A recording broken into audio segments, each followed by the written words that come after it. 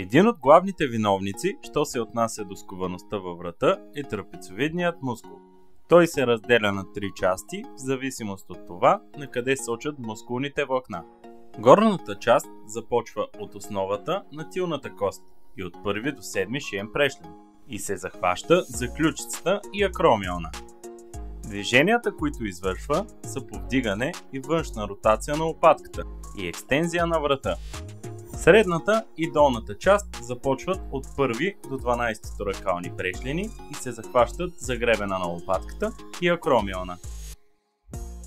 Те извършват аддукция, спускане и външна ротация на лопатката.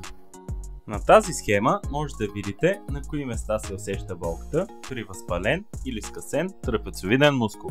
Първото упражнение се изпълнява в изправено положение. Слагаме лявата си ръка зад гърба по този начин, а дясната на главата, като издърпваме главата настрани. Опитваме се да доближим ухото към рамото.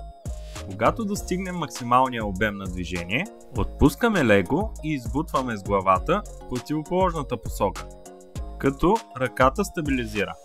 Натискът не е много силен, трябва да се усеща как мускулът се активира. Задържаме така за 10 секунди и след това разтягаме максимално. Отново връщаме малко главата назад и активираме мускулът за 10 секунди. След което отново разтягаме.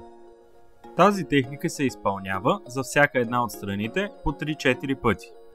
Като с всеки следващ път се стремим да достигнем по-голям обем на движение. Важно е да се разбере, че мускулите се разтягат най-добре, когато се активират и затоплят.